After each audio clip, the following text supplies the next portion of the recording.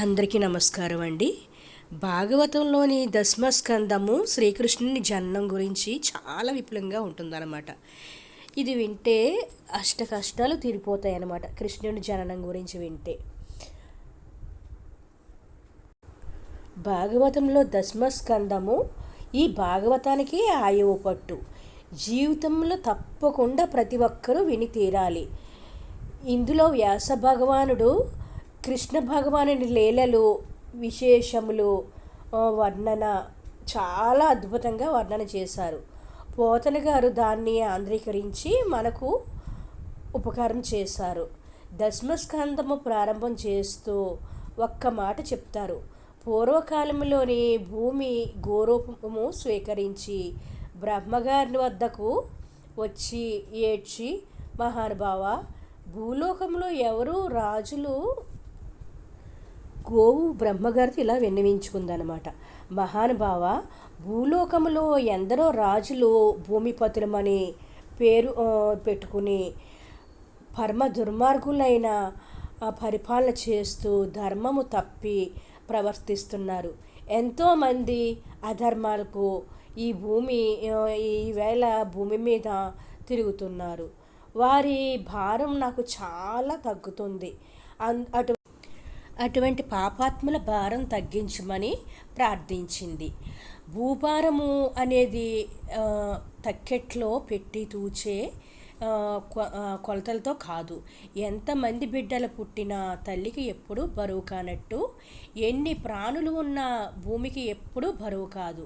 కానీ ధర్మము తప్పి ప్రవర్తించే మనుషులను చూసి భూమి భారమని బాధపడుతుంది. అన్నింటినీ సృష్టి చేసిన బ్రహ్మగారిని ఇలా అడిగింది. భారం తగ్గించమని అన్నది. భారము తగ్గించి నిలబెట్టడం స్థితికరుడైన విష్ణుమూర్తికే సాధ్యము అని బ్రహ్మదేవుడు మనం చేయగలిగింది ఏమీ లేదు, మనం విష్ణుమూర్తినే ప్రార్థన చేయాలి అనేసి ధ్యానముగ్ధులై ప్రార్థన చేశారు. పురుష సూక్తంతో స్వామివారిని ధ్యానం చేశారు. ఆ ధ్యానము అయిన ఒక వాణి వినబడింది. వెంటనే కళ్ళు తెరిచి ఒక చిరునవ్వు నవ్వి, బ్రహ్మగారు, భూమి, నీవేమీ బెంగపడవద్దు. స్వామి తొందరలో కృష్ణావతారంతో స్వీకరిస్తున్నారు. ఆ అవతారము విచిత్రములతో కూడి ఉంటుందన్నమాట. స్వామి కళ్ళు ఇంకా తెరవడం నాకు పిల్లవాడిగా ఉన్నప్పటి నుంచి రాక్షస సంహారం ప్రారంభం చేస్తారు. ఎందరో రాక్షసులను దుర్మార్గులు మరణిస్తారు. నీకు భారం తగ్గుతుంది. నీవు కోరినట్లుగా భూభారం తగ్గుతుంది. ఆ దుర్మార్గులైన రాక్షసుల మరణాంతరం దేవతలను, సురకాంతలను తమ ఔసలతో భూమి మీద జన్మించమని స్వామి ఆదేశం ఇచ్చారు. ఆయన యదుకులంలోని యాదవుడిగా, పశువులను కాసేవాడుగా జన్మించబోతున్నాడు. జగదాచార్యులు లోకమునకు జ్ఞానము ఇస్తాడు అని చెప్పారు. బ్రహ్మగారు పలుకులు విన్న భూమాత ఎంతో ఆనందంతో తిరిగి వెళ్ళిపోయి కృష్ణ పరమాత్మ ఆగమనం కోసము ఎదురు చూస్తూ ఉన్నది. ఈలోగా భూలోకములోని యదు వంశంలోని చెందిన సూరసేనుడు అనే రాజు మధుర రాజ్యమును పరిపాలించుచున్నాడు. ఆయన కుమారుడు వసుదేవుడు. భోజవంశమునకు చెందిన ఉగ్రసేనుడు, దేవకుడని ఇద్దరు అన్నదమ్ములు. దేవకుని కుమార్తె దేవకి, ఉగ్రసేనుడు కుమారుడు కంసుడు. అన్నదమ్ములు బిడ్డలు కనుక కంసుని చెల్లెలు దేవకీదేవిని సూరసేనుడు కుమారుడైన వసుదేవునికి ఇచ్చి వివాహం చేశారు. దశమస్కందము ఉపనిషత్ రహస్యము. దశమస్కందము ప్రారంభంలో 1,00,000 టన్నుల ప్రశ్న ఒకటి వినబడుతుంది. ఆ ప్రశ్నకు సమాధానము తెలుసుకోగలిగితే హృదయ గ్రంథి విడిపోయినట్లే కృష్ణ జననము పరమ పవిత్రమైన ఆఖ్యానము. దేవకీ వసుదేవులకు వివాహము జరిగిన తరువాత కొన్ని వందల గుర్రములను బంగారు ఆభరణములతో అలంకరించి, ఏనుగులను, కొన్ని వేల రథముల నిండా బంగారమును, కొన్ని వందల మంది దాసీజనము ఏర్పాటు చేసి, మహానుభావుడైన దేవకుడు తన కుమార్తెను అత్తవారింటికి పంపుతున్నాడు. రాజమార్గములోని కొన్ని వేల రథములు అనుసరించి వెళుతున్నాయి. దేవకీదేవి రథము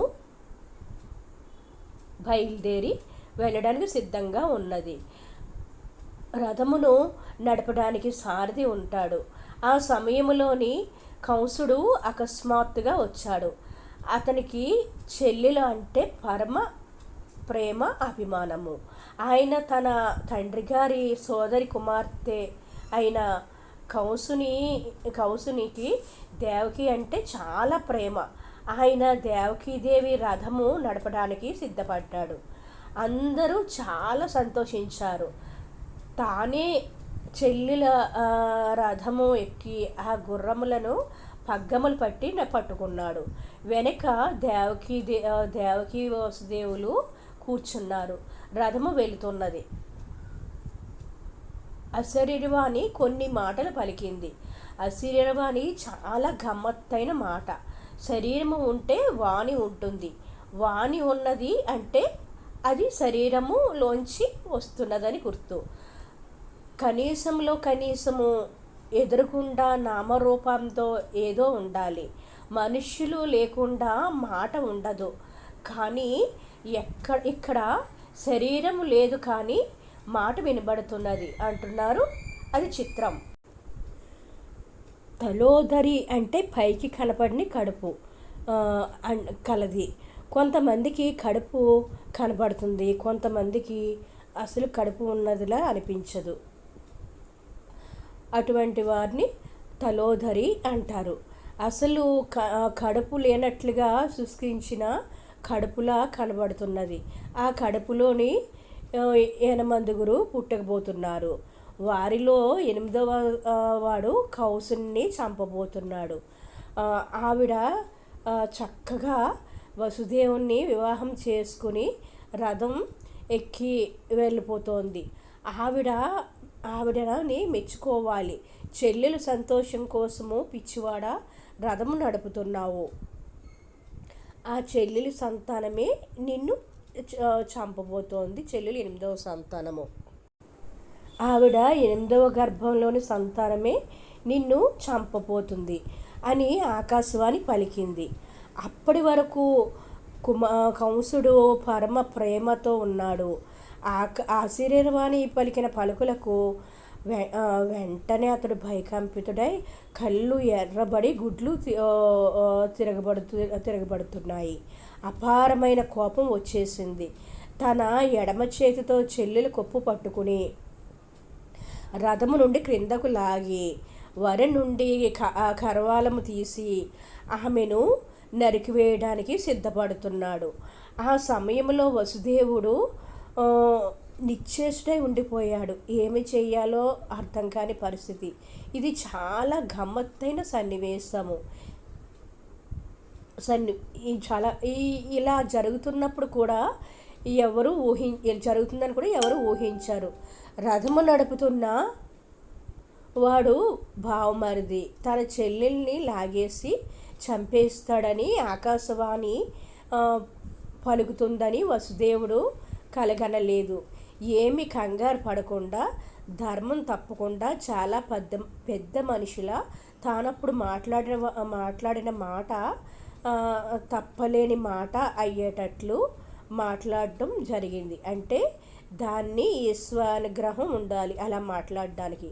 ఈశ్వరానుగ్రహం లేని వారు అలా మాట్లాడలేరు అంత గొప్పగా. ముందు కంసుని అనుగ్రహం కోసమని బ్రతిమాలాడాడు. ప్రపంచంలోని పరమ పవిత్రమైన సంబంధంలో అన్న చెల్లెల సంబంధము. ఒకటి, అన్నగా పుట్టినవాడికి మర్యాద ఉంటుంది. ఎప్పుడైనా కూడా తన బావగారు బ్రతికి ఉండాలని కోరుకోవాలి. బావమరిది బ్రతుకు కోరతాడు అని ప్రపంచంలో ఒక సామెత ఉన్నది. నీవు అన్నవి రథము తోలడానికి వచ్చావు, చెల్లెల్ని సంతోష పెట్టాలి, చక్కని మాటలు 4 మాటలు మాట్లాడాలి. నువ్వు చంపేస్తాను అంటున్నావు, గాలి మాటలు నమ్మి చెల్లెల్ని చంపేస్తావా? రేపు ప్రపంచం నిన్ను ఏమంటుంది? అరవీర పరాక్రమ కలిగిన వాడు, భోజవంశంలోని పుట్టినవాడు అయిన కంసుడు తన చెల్లెలి 8వ గర్భం వలన చచ్చిపోతానని గాలిమాటలు విని ఇంకా పాదముల పారాని ఆరని తన చెల్లెల్ని చంపేశాడని లోకం నిందిస్తుంది. అందుకని తొందరపడి చంపకు, నిన్ను అభ్యర్థిస్తున్నాను అన్నాడు. కంసుడు అది విని ఇది అబద్ధము నిజమో నాకు అవసరం లేదు. కడుపున పుట్టిన 8వ పిల్లవాడి వలన నాకు ప్రాణభయం ఉందని అశరీరవాణి పలికింది. అందుకని నేను ఈమెను చంపేస్తాను. వసుదేవుడు నీ అదృష్టం కొద్దీ నీ చావుకి ఒక కారణం తెలిసింది. ఒకవేళ నీవు ఈమెను చంపావనుకో నీకు చావు రాకుండా ఉంటుందా? చెల్లెలిని చంపిన పాపమునకు అధోగతికి వెళ్ళిపోతావు. నీ చెల్లెల్ని విడిచిపెట్టు అన్నాడు. ఎంత గొప్ప వేదాంతమునో చెప్తే మనకు మారే అవకాశము ఉంటుంది, మనసు మారే అవకాశం ఉంటుంది అన్నారు. వసుదేవుడు ఎన్ని మంచి మాటలు చెప్పినా కంసుడు మనసు మారలేదు. ఆమె దేవకీదేవిని వదిలిపెట్టలేదు. నువ్వు చాలా తెలివిగా మాట్లాడుతున్నావు. నేను మరణమును అంగీకరించను, దేవకిని చంపేస్తాను అన్నాడు వసుదేవుడు ఆలోచించాడు. ఉన్నట్లుగా చెబితే కంసుడు తెలివి తక్కువవాడు కాదని భావించాడు. తానొకటి ధర్మము నిర్వర్తించాలి, తన భార్యను రక్షించుకోవాలి, తన భార్యను కాపాడుకోవాలి, భర్తగా తన భార్యను రక్షించుకోవాలి. జ్ఞానబోధ చేస్తే వినేవాడికి బుద్ధి ఎక్కదు. అలాగని ఎలాగైనా తన భార్యను రక్షించుకోవాలి. అసత్యమును చెప్పకూడదు, సత్యమే చెప్పాలి. అది కంసుని మనసుకు నచ్చే విధంగా ఉండాలి.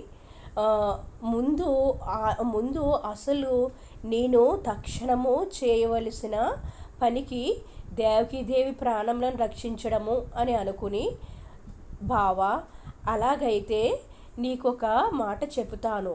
నీ చెల్లెలికి పుట్టిన 8వ సంతానం వల్లే నీకు మరణం ఉంది అని నమ్ముతున్నావు కదా. దేవకీదేవి గర్భము నుండి పుట్టిన ప్రతి పిల్లవాడిని పుట్టగానే తీసుకువచ్చి నీకు అప్పగిస్తాను. వాడిని నువ్వు చంపేయి. అప్పుడు నీకు మృత్యు భయం రాకుండా ఉంటుంది. అంతేకాక నీ చెల్లెల్ని చంపడం ఎందుకు? పాపకర్మ కదా. నీ మృత్యు అయిన కారణమైన ఆ బాలుల్ని ఎనమండుగుని నువ్వు చంపే నీకు తీసుకొచ్చి ఇస్తాను అని బ్రతిమాలి ఒప్పించారు. నువ్వు ధర్మం తప్పక్కర్లేదు, నేను ధర్మం తప్పక్కర్లేదు, ఆమెను విడిచిపెట్టు అన్నాడు. కంసుడు ఇదేదో బాగానే చెప్పాడు అనుకుని ఇద్దరూ హాయిగా అంతఃపురంకు వెళ్ళిపోండి అని తన రథమును వదిలిపెట్టేశాడు. దేవకి వసుదేవులు ఎంతో సంతోషంగా ఉన్నారు. దేవకి వసుదేవులు ఎంతో సంతోషంగా జీవనం చేస్తూ ఉండగా వారికి మొట్టమొదట ఒక కుమారుడు పుట్టాడు. పుట్టిన కొడుకు పుట్టగానే పట్టుకు వెళ్ళి కంసునికి ఇచ్చివేశాడు. వసుదేవుని చూసి బావా చూసావా, నువ్వు ఎంత మాట ఆడిన మాట తప్పవని నాకు తెలుసు. పిల్లవాడు పుట్టగానే తీసుకుని వచ్చి ఇచ్చావు నాకు, అందుకనే సంతోషం, గౌరవం నీవంటే. నువ్వు మాట తప్పని వాడవు. 8వ వాడు కదా నన్ను చంపేవాడు, మొదటివాడు చంపడం ఏమిటి, తీసుకుని పో అన్నాడు. వెంటనే వసుదేవుడు ఎంతో సంతోషంగా కుమారుణ్ణి తన భార్య తీసుకువెళ్ళి దేవకికి ఇచ్చాడు. మరలా కొన్నాళ్ళకు మరలా రెండో కొడుకు పుట్టాడు. ఎనిమిదవ గర్భం వాడు కదా ఇమ్మన్నాడు. రెండో పిల్లవాడిని కూడా వసుదేవునికి ఇచ్చేస్తాడు కంసుడు. అలాగా 6 పిల్లలు పుట్టారు. ఆ 6 పిల్లలతోటి అమ్మకి నాన్నకి మిక్కిలి అనుబంధం ఏర్పడింది. ఎంతో అనుబంధంతో ఎంతో ఆనందంగా వాళ్ళు సంతోషంగా ఉన్న సమయంలోని ఒక రోజున కౌసుని దగ్గరకు నారదుడు వచ్చాడు. ఆయన మహాజ్ఞాని, ఎప్పుడు వచ్చినా ఏదో ఒక లోక కళ్యాణం చేస్తాడు. కంసుని దగ్గరకు వచ్చి, కంస ఎంత వెర్రివాడవయ్యా, అసలు నీవు ఎవరిని వదిలిపెడుతున్నావు, వారెవరు, కంస నీవు ఎంత అమాయకుడివయ్యా, నువ్వు వదిలిపెట్టేవారెవరు మనుష్యులు కారు, నువ్వు క్రిందటి జన్మలో కాలనేమి అను పేరుగల రాక్షసుడువు. నిన్ను శ్రీ మహావిష్ణువు సంహరించాడు. నీ తండ్రి తల్లి దేవకి వసుదేవుడు పక్క ఊళ్ళో ఉన్న నందుడు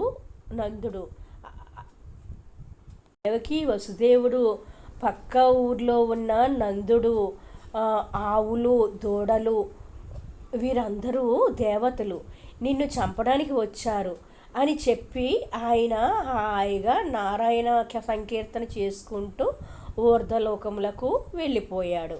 కౌసుడికి అనుమానం వచ్చింది. నారదుడు అనవసరంగా అబద్ధం చెప్పాడు కదా, వసుదేవుని 6 పిల్లలను తీసుకురమ్మని కబురు చేశాడు. ఈ 8వ వాడికి వీళ్ళు సహాయపడితే నా బ్రతుకు ఏమైపోతుంది, ఉన్నవాళ్ళు ఉన్నట్లుగా సంహరించాలి అనుకుని పిల్లల్ని చంపేశాడు. తన తండ్రి 6 పిల్లల్ని వధించిన తర్వాత తన తల్లి తండ్రి దేవకి వసుదేవులను కారాగారంలో పడవేశాడు.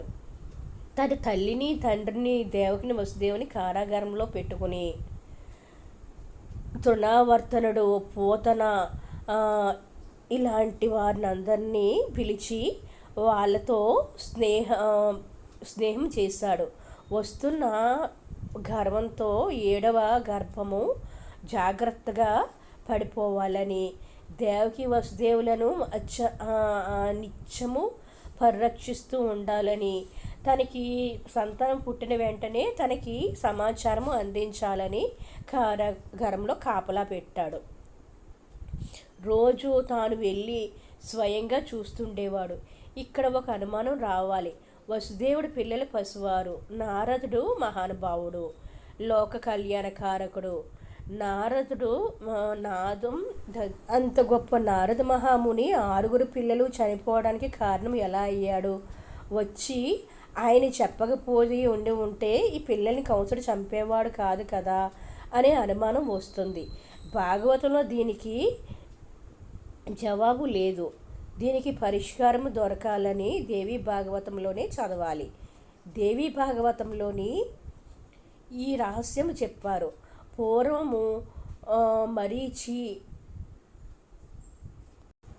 దేవీ భాగవతంలో ఇలా చెప్పబడింది. పూర్వము మరీచి ఊర్ణాదేవి అని 2 ఉండేవారు. వారిద్దరికి 6 పిల్లలు పుట్టారు. వాళ్ళు పుట్టకతో బ్రహ్మజ్ఞానులు. వాళ్ళు 6 ఒకసారి చతుర్ముఖ బ్రహ్మగారి వద్దకు వెళ్ళారు. వాళ్ళు నిష్కారణంగా బ్రహ్మగారు కూర్చుని ఉండగా ఒక నవ్వు నవ్వారు. బ్రహ్మగారు మీరు రాక్షసునికి కడుపున పుట్టండి అని శపించారు. అందువలన వారు 6 క్రిందటి జన్మలో కాలనేమికి కుమారులుగా జన్మించారు. అలా కాలనేమి పుత్రులుగా కొంతకాలం బ్రతికి అనంతరము హిరణ్యకశిపుని కడుపున పుట్టారు. అప్పటికి వాళ్ళలో ఉన్న రజోగుణము తమోగుణము సంస్కారము తగ్గింది. మరలా బ్రహ్మగారి గురించి తపస్సు చేశారు. బ్రహ్మగారి వారికి దీర్ఘాయుధాయమును ప్రసాదించారు. ఈ విషయము వారు తండ్రి అయిన హిరణ్యకశిపునకు చెప్పారు. హిరణ్యకశిపుడికి కోపం వచ్చింది. నేను ఇంకా తపస్సు చేసి దీర్ఘాయుర్దాయము పొందలేదు, మీరు అప్పుడే పొందారా? మిమ్మల్ని శపిస్తున్నాను, మీరు దీర్ఘ నిద్రలో ఉండి మరణించండి. అంతేకాకుండా వచ్చే జన్మలో పుట్టినప్పుడు గత జన్మలో తండ్రి ఆ జన్మలో మిమ్మల్ని చంపుతాడు అన్నాడు. వాళ్ళు దీర్ఘ నిద్రలో ఉంటే చచ్చిపోతారు. మీరీ జన్మలో మరీచి ఊర్నుల కొడుకులుగా ఇప్పుడు దేవకి కడుపున పుట్టారు. వాళ్ళు శాపము ఈ జన్మతో ఆఖరు అవుతుంది. వీళ్ళు ఇప్పుడు గత జన్మలోని తండ్రి కాలనేమి అయిన కంసుడి చేతిలో మరణించాలి. వారికి ఆ శాప విమోచనము జరగాలి. బ్రహ్మజ్ఞానులు అయిపోవాలి. నారదుడు వచ్చి వాళ్ళు శాప విమోచనం పొందేలాగా చేశాడు. అది నారదుడు రాకడతో గల కారణము. ఇది దేవి భాగవతంలో వర్ణించబడింది. కుండ లోపల వెలుగుతున్న దీపముల లోకములన్నింటినీ తన కడుపులో పెట్టుకున్న శ్రీ మహావిష్ణువు తన కడుపులోని మోయవలసినటువంటి దేవకి కంసులను కారాగారం నందు మగ్గుతున్నది. ఈ స్థితిలో ఒక చిత్రము జరిగింది. శ్రీమన్నారాయణుడు తాను అవతరించాలని అనుకున్నాడు. తనకన్నా ముందు శేషుడు బయలుదేరుతున్నాడు. ఆదిశేషుడు ముందు అన్నగారుగా పుట్టాలి. యోగమాయను పిలిచి ఒక మాట చెప్పాడు. నీవు భూమి మీదకు వెళ్ళు, అక్కడ కౌసుని కారాగారంలోని దేవకి వసుదేవులు ఉన్నారు. కౌసుని కారాగారంలో దేవకి వసుదేవులు ఉన్నారు. కౌసుడు వసుదేవుని భార్యలందరినీ ఖైదు చేశాడు. ఒక్క రోహిణి మాత్రము నందప్రజానీకములోని నందుని రక్షణలో ఉన్నది. వసుదేవుడు తేజస్సు దేవకీదేవిలోని 7వ గర్భంగా శేషుని అంశం ఉన్నది. ఎవరికీ తెలియకుండా ఆ గర్భమైన పిండమును వెలిక్కి తీసుకువెళ్ళి దాన్ని ప్రజలతో ఉన్న రోహిణి గర్భం నందు ప్రవేశపెట్టు. గర్భస్రావం అయిందని అందరూ అనుకుంటారు. ఇక్కడ జారిపోయిన పిండము అక్కడ పెరుగుతుంది, పెరిగిన అక్కడ వర్ధిల్లుతుంది. శేషుడు బలరాముడన్న ఒక్క పేరుతో జన్మిస్తాడు. నన్ను సేవించాలని కోరుకుంటాడు. నీవు వెళ్ళి ఆ పని చేయవలసి ఉంది అని చెప్పాడు. వెంటనే యోగమాయ బయలుదేరి వచ్చింది. 7వ గర్భములోని దేవకి గర్భమున నిలిచి సంతోషంగా ఉన్న సమయంలో ఆమె కడుపులో ఉన్న పిండమును బయటకు లాగి ప్రజలతో ఉన్న నందుని ఇంట ఉన్న రోహిణి గర్భంలో ప్రవేశపెట్టింది. ఈవేళ భాగవతమును వింటున్నప్పుడు ఇది జరుగుతుందా అని సందేహం రావడం సహజము. ఇప్పుడు మన వాళ్ళు చేసే పని భాగవత కాలంలోనే మహర్షులు చేశారు. చాలా బలవంతుడు అయినవాడు కాబట్టి ఆయనకు బలభద్రుడు అని పేరు పెట్టారు. లోకములను అన్నింటినీ చేస్తాడు కాబట్టి రామ శబ్దమునకు పక్కన పెట్టి బలరామ అని పేరు పిలిచారు. ఈ అమ్మ కడుపులోంచి లాగబడి వేరొక అమ్మ కడుపులోని ప్రవేశపెట్టబడ్డాడు. సంకర్షణుడు అనే పేరు వచ్చింది. ఈ విధంగా బలరామునికి ఆవిర్భావం జరిగింది. తదనంతరము కృష్ణ పరమాత్మ ఆవిర్భవించాలి. శ్రీమన్నారాయణ్ణి పూర్ణమైన తేజస్సు బయలుదేరి వసుదేవుని ఆవహించింది. వసుదేవుడు లోనికి ఆ తేజస్సు ప్రవేశించి దేవకీదేవి గర్భంలో ప్రవేశించింది. కృష్ణ పరమాత్మ దేవకీదేవి గర్భంలోని పెరుగుతున్నాడు. ఈ గర్భంలోంచి 30 కోట్ల మంది దేవతలు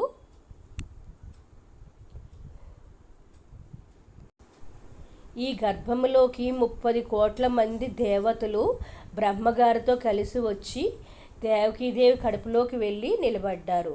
ఇది గర్భశుద్ధి. అంటే వారందరూ మహానుభావ, నీవు మహా ఆనందు మాయందు నీవు మాయందు అనుగ్రహించాలి. కౌసాదులందరూ రాజ్యం చేస్తూ భక్తులందరినీ నిగ్రహిస్తున్నారు. ముకుంద, నీవు అమ్మ గర్భములో నుండి బయటకు రా, రాక్షస సంహారం చేసి భక్తులందరినీ కాపాడు, నీకు స్తోత్రం చేస్తున్నాము. ఇక్కడ కౌసుని పరిస్థితి చాలా దారుణంగా ఉన్నది. దేవకి అష్టమ గర్భము వచ్చేసింది, నెలలు పెరుగుతున్నాయి, 9వ నెల వచ్చేసింది, స్పష్టంగా తేజస్సు కనబడుతోంది. ఆ అష్టమ గర్భంలో పుట్టేవాడు తనను చంపేస్తాడనే భయం కౌసునిలో రోజు రోజుకి ఎక్కువ అవసాగింది. జ్ఞానము చేత లోకమునంతా ఒక ఈశ్వరుడు కట్టుబడ్డట్టే కౌసునికి కూడా కనబడుతోంది. నారదుడు ధర్మరాజు గారితో కొందరు వైరముతో కూడా ఈశ్వరుణ్ణి పొందుతున్నారు అన్నాడు. కంసుడు ఎవరిని చూసినా శ్రీహరే కనబడుతున్నాడు. కృష్ణుడు ఆవిర్భవించిన సమయం ఆసన్నమవుతోంది. శ్రావణ మాసంలో అర్ధరాత్రి 12 గంటలకి ఆకాశం మబ్బులు పట్టింది, వర్షం పడుతోంది. కృష్ణ భగవాన్ని ఆవిర్భావం జరిగింది.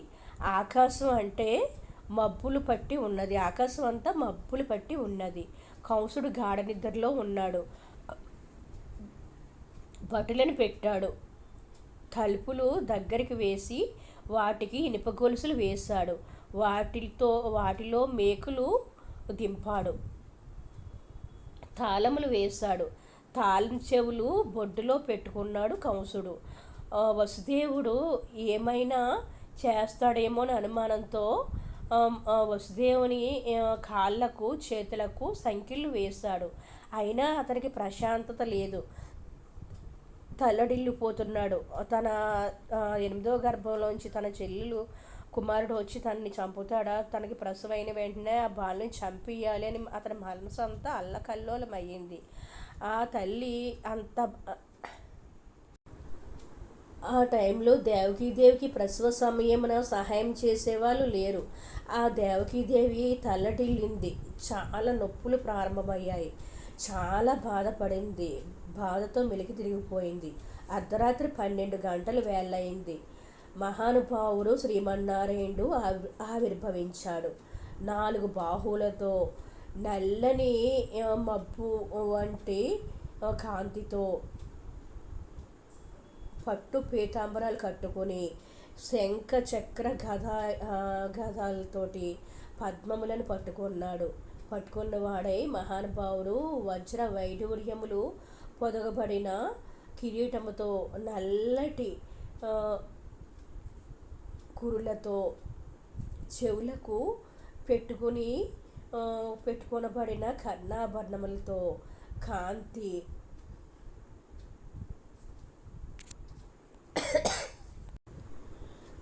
ప్రకాశిస్తూ ఉండగా, మెడలో కౌస్తభము రత్నమును ధరించి, శ్రీవత్సమనే పుట్టుమచ్చతో, సమస్త లోకములను కొలిచే పాదపద్మములతో చంటి పిల్లవాడుగా వసుదేవునికి దర్శనం ఇచ్చాడు.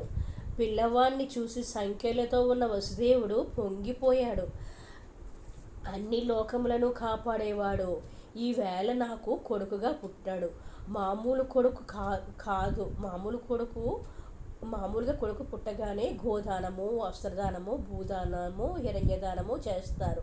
నాకు శ్రీమన్నారాయణుడు కొడుకుగా పుట్టాడు. నేను ఎన్ని దానాలు చెయ్యాలి? కొడుకు పుట్టినప్పుడు సచ్చేల స్నానం చెయ్యాలి. నేను చేయడానికి కూడా ఇప్పుడు సచ్చేల స్నానం చేయడానికి కూడా వీలు లేదు. కృష్ అనే నిరతిశయ అవసరము లేదు. కృష్ణుడు దర్శనంతో వసుదేవుడు ఆనందంతో ఎంతో పొంగిపోయాడు. అతని ఆనందానికి అవధులు లేవు. ఒక్కసారి నీళ్లు ముట్టుకున్నాడు. మానసికంగా 10,000 మంది బ్రాహ్మణులకు 10,000 గోవులను దానం చేశాడు. నేను కారాగారం నుండి బయటకు వచ్చిన తరువాత తీర్చుకుంటాను అని పిల్లవాడిగా ఉన్న స్వామిని చూసి దేవకి వసుదేవులు నమస్కరించారు. కృష్ణ పరమాత్మకి దేవకి వసుదేవులకి కృష్ణ పరమాత్మ దేవకి వసుదేవుల వంక నవ్వుతూ చూసి, మీరు భయపడకండి, అసలు నేను ఇలా ఎందుకు జన్మించానో రహస్యము మీకు చెప్తాను వినండి అని చెప్పడం మొదలుపెట్టారు. కృష్ణ పరమాత్మ దేవకి వసుదేవులకు తన జన్మ రహస్యము ఇలా చెప్పారు. స్వయంభూ మన్వంతరంలో మీరిద్దరూ ఒక ప్రజాపతి భార్య, నీ పేరు శృతి. స్వయంభూ మన్వంతరంలో నీవు ప్రజాపతివి, ప్రజాపతి భార్య, నీ పేరు సుతవుడు, ఆమె పేరు పృష్ణి. మీరిద్దరూ ఆకులు అలములు తింటూ 12,000 దివ్య సంవత్సరములు నా గురించి తపస్సు చేశారు. నేను ప్రత్యక్షమై ఏమి కావాలి అని అడగగా మీరు పుత్రుని మీద వ్యామోహంతో ఉండిపోయింది, నీలాంటి కొడుకు కావాలి అన్నారు. నీలాంటి కొడుకు అని తపస్సు చేసి ఇంకొకరు కొడుకు, నాలాంటి కొడుకు నేను తప్ప ఇంకొకడు లేరు. మీరు అంత కష్టపడి తపస్సు చేసినందుకు మీకు ఒక కుమారుడిని అడిగితే నేను 3 సార్లు పుట్టాను. ఒకసారి నేను పృష్ణి గర్భుడను, రెండవ కుమారుడను అదితి కశ్యపులుగా ఉన్నప్పుడు వ్యాసమూర్తిగాను, ఇప్పుడు కృష్ణ భగవానుడిగాను పుట్టాను. ఈ అవతారంలోని ఒక గొప్పతనము ఉన్నది. అంతర్ధానము తెలిసినా తెలియకపోయినా నా కథ విని నన్ను స్మరిస్తూ నన్ను గురించి చెప్పుకుంటూ మోక్షము పొందండి అన్నారు శ్రీకృష్ణుడు. ఈ మాటలు విన్న తర్వాత ఒక రహస్యం చెప్పాడు. ఈ విషయములను వసుదేవుడు అవతారం నందు ద్యోతకము అయ్యాయి. పరమాత్మ ఈ విషయమును బాహ్యమునందు చెప్పలేదు. ఇదే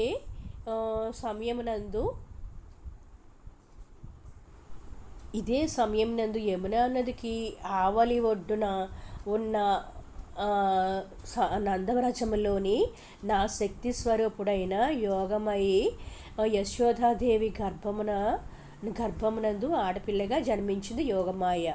నీవు నన్ను తీసుకుని వెళ్ళి ఆ యశోదాదేవి ప్రక్కన పడుకోబెట్టి మరలా అక్కడి నుంచి ఆడపిల్లను తెచ్చి దేవకి పక్కన పడుకోబెట్టు అన్నాడు. వెంటనే వసుదేవుని కాళ్ళకు చేతులకి ఉన్న సంకెళ్ళు విడిపోయాయి. ఆ పిల్లవాడిని తీసి గుండెల మీదుగా పట్టుకున్నాడు. చాలామంది తల మీద పెట్టుకున్నాడు అని అంటారు. పోతన గారి భాగవతంలో అలా లేదు, గుండెల మీద పెట్టుకుని ఉన్నారని అంటారు. ద్వారం దగ్గరికి వెళ్ళాడు. ద్వారమునకు ఉన్న ఇనుప గొలుసులు వాటంతట అవే తెరుచుకున్నాయి. కంసుడితో సహా అందరూ మంచి గాఢ నిద్రలో ఉండిపోయారు. ఒక్కొక్క ద్వారము తెరుచుకుంటున్నాయి. వెనక పడగలు పట్టి ఆయన మీద నీడని పెట్టి శేషుడు వస్తున్నాడు. బయటకు వచ్చాడు. ఆకాశం అంతా నల్లటి మబ్బులతో నిండి ఉంది. గాఢ అంధకారము, శ్రావణ మాసము, వర్షము విపరీతంగా పడుతోంది. శేషుడు పడగలు పట్టి ఆ కృష్ణునికి వర్షం పడకుండా కాపాడసాగాడు. విపరీతమైన వేగంలో ప్రవహిస్తున్న యమునా నది దగ్గరికి వెళ్ళాడు. వసుదేవుడు పరమాత్మని గుండెల మీద పెట్టుకుని యమున వంక చూశాడు. కృష్ణ భగవాన్ని గుండెల మీద పెట్టుకుని ఉన్న వసుదేవుని చూడగానే ఆనాడు రామచంద్రమూర్తికి చోటు ఇచ్చిన సముద్రముల యమున చోటు ఇచ్చింది. అందులోంచి వసుదేవుడు వెళ్ళిపోయి కృష్ణ పరమాత్మను నందవజ నగరంలోకి వెళ్ళి ఆ కృష్ణ భగవాన్ అక్కడ పడుకోబెట్టి అక్కడ పుట్టిన ఆడపిల్లను తీసుకుని మరలా వెనుదిరిగాడు. ఆడపిల్లని ఎత్తుకుని మళ్ళీ తిరిగి వచ్చి అంతఃపురంలోకి ప్రవేశించాడు. ద్వారము యథాతరంగా మూసుకున్నాయి, సంఖ్యలు యథాతరంగా పడిపోయాయి. వసుదేవుడికి సంఖ్యలు కూడా యథాతరంగా పడిపోయాయి. దేవకి పక్కన ఆడపిల్లని పడుకోబెట్టాడు. వసుదేవుడు కృష్ణ పరమాత్మను గుండెల మీద ధరించాడు. అనగా వసుదేవుడి లోపల ఉన్న ఆత్మస్వరూపమును తెలుసుకున్నాడు. ఆయన హృదయ గ్రంథి విడిపోయింది. అందుకే ఆడపిల్లలను వదలమని వసుదేవుడు ఏడవడు. దేవకి ఏడుస్తుంది. ఇంకా విష్ణుమూర్తికి దేవకి యందు ఇంకా విష్ణుమాయ దేవకి యందు ఉన్నది. తల్లి కాబట్టి ఉండాలి, లేకపోతే కౌసునికి అనుమానం వస్తుంది. ఈ ఆడపిల్ల ఏడ్చింది. అక్కడ ఉన్న వాళ్ళకి ఒక్కసారి మెలకు వచ్చింది. పిల్ల పుట్టిందని అనుకున్నారు. ముందుగా తాళం కప్ప మీద ఉన్న రాజముద్ర ఉన్నవి లేనివి చూశారు. రాజముద్ర యథాతరంగా ఉంది. వాళ్ళు తాళం తీసి లోపలికి వచ్చి ఆ కాపలా వాళ్ళు భటులు పిల్ల ఏడుపు విని కంసుడికి వద్దకు వెళ్ళి, కంస మహారాజా, నీ చెల్లెలు ప్రసవించింది అనేసి సందేశం ఇచ్చారు. కంసుడు వెంటనే హుటాహుటిన పరుగున వచ్చాడు. ఆడపిల్ల ఏడుస్తుంటే దేవకీదేవి విష్ణుమాయ కప్పేసింది. ఆ ఆడపిల్లే తన పిల్ల తన్ని తాను రక్షించుకోగలదా అన్నదానికి తన పిల్లని తన్నే రక్షించుకోవాలని, అందుకని అన్నగారికి కనపడకుండా ఆ పిల్లను మూటతో పెట్టుకున్నది. అన్నయ్య, ఇది చంపేయడానికి మేనల్లుడు కాదు, మేనకోడలు. నన్ను నమ్ము. 6 చంపేశావు. 7వ గర్భము గర్భస్రావం అయ్యింది. ఇది ఆడపిల్ల, ఇంటికి ఆడపడుచు. నీకు అసలు నువ్వు మన్నన పొందాలి. పసిపిల్లలైన దాన్ని చంపాలని అపఖ్యాతి నువ్వు కట్టుకోవద్దు. ఈ పిల్లనైనా బ్రతకనివ్వు అనేసి చాలా ప్రాధేయపడింది.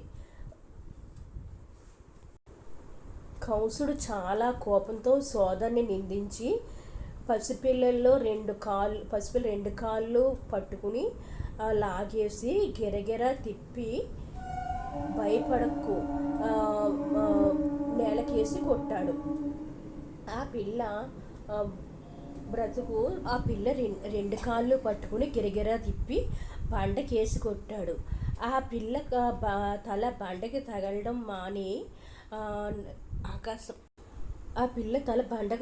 మాని ఆకాశంలోకి వెళ్ళిపోయి దివ్యమైన రథము కలిగిన అరూఢమైన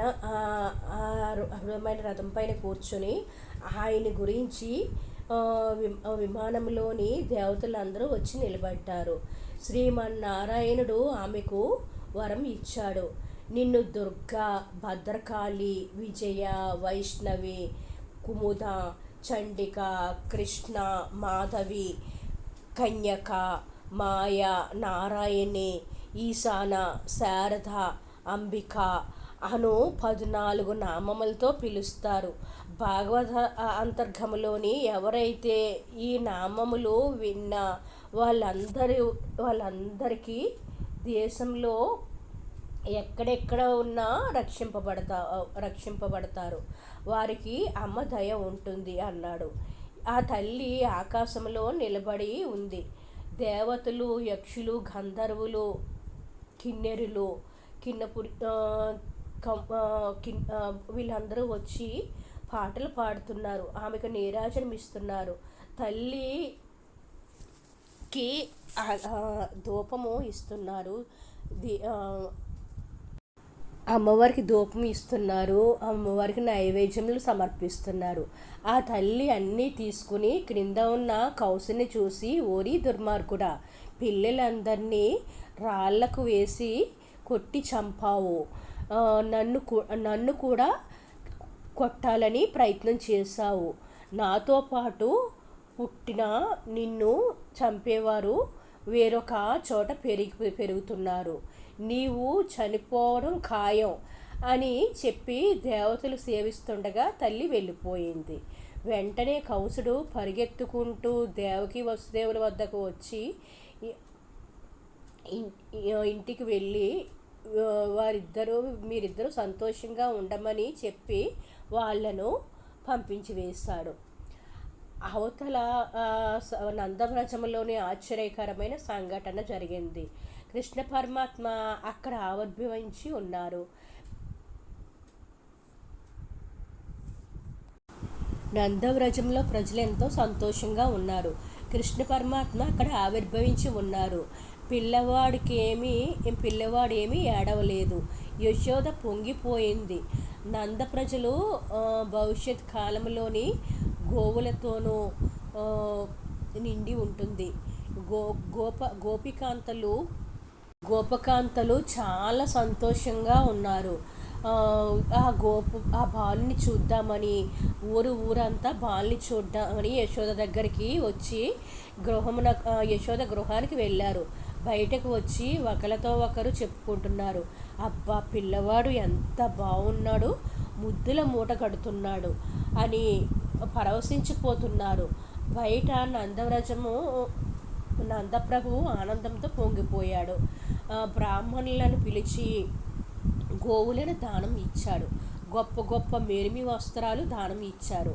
పిల్లవాని జాతకం చూసి ఎలా ఉంటాడో చెప్పమని వారిని అడిగారు. ఆ పిల్లవాని జాతకం చూసి లేక పుట్టిన నీ కుమారుడు గొప్ప లక్ష్మీ వల్లభుడు అవుతాడు. లక్ష్మీదేవికి చాలా సంపన్నుడు అవుతాడు. లక్ష్మీదేవి తినవద్దే స్థిర నివాసం ఉంటుంది. ఎటువంటి వీరులైనా ఓడిస్తాడు. గొప్ప దీర్ఘాయువుని పొందుతాడు అని చెప్పారు. పిదప బ్రాహ్మణులందరూ ఆశీర్వచనము చేశారు. అక్కడకు వచ్చిన వాళ్ళలోని వృద్ధ స్త్రీలను చూసి కృష్ణ పరమాత్మకు నీళ్లు పోయమని అడిగారు. లోకములన్నింటినీ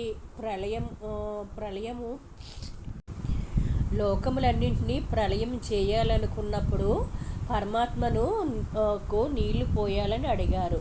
లోకములన్నిటికీ ప్రళయం చేయాలనుకున్నప్పుడు నీళ్లలోని ముంచేసి తాము మాత్రం ఒక మర్రి ఆకు మీద ఏమీ తెలియని అమాయకుడిలాగా బొటనవేలు నోట్లో పెట్టుకుని చీకుతూ పడుకునే వటపత్రసాయి ఏమీ తెలియని వాడిలాగా అమాయకుడిగా ఆ వృద్ధ గోపకాంతలకు తొడ మీద పడుకోబెట్టుకుని బాలుడికి స్నానం చేపించారు. ఆ గోపికాంతలు బాలుడికి స్నానము చేసి ఉయ్యాలలోని పడుకోబెట్టారు. కౌసుడు తన చెల్లెలికి అష్టమ గర్భంలో పుట్టిన బాలుని చంపాలని ఎన్నో ప్రయత్నాలు చేశాడు. ఆ అష్టమ గర్భమున జారిపోయిన ఇంకొక చోట పెరుగుతోంది తన మృత్యువు అని ప్రయత్నం చేత అది విని ఇంకా మనసు కలత చెందింది. ఎలాగైనా ఆ బాలుడు ఎక్కడ పెరుగుతున్నాడో ఎలాగలా తెలుసుకుని ఆ బాలుడిని వధించందే తనకు శాంతి లేదని ఎన్నో ప్రయత్నాలు చేశాడు. కౌసుని చుట్టి ఉన్న వాళ్ళు, రాజా ఈ మాత్రం దానికి ఎందుకు భయపడిపోతారు? మీ ధాటికి ఆగలేక దేవతలందరూ దాక్కుని ఉన్నారు. మీ శక్తి మామూలుది కాదు. మీరు మాకు ఒక్క ఉత్తర్వు ఇచ్చారంటే మేము అంతటా వెతికి ఆ బాలుడు ఎక్కడ ఉన్నా మీ దగ్గరికి తీసుకొస్తాము అనేసి ఆ రాజభటులు మహామంత్రులు అందరూ సమావేశమయ్యి కౌసునికి ధైర్యం చెప్పారు.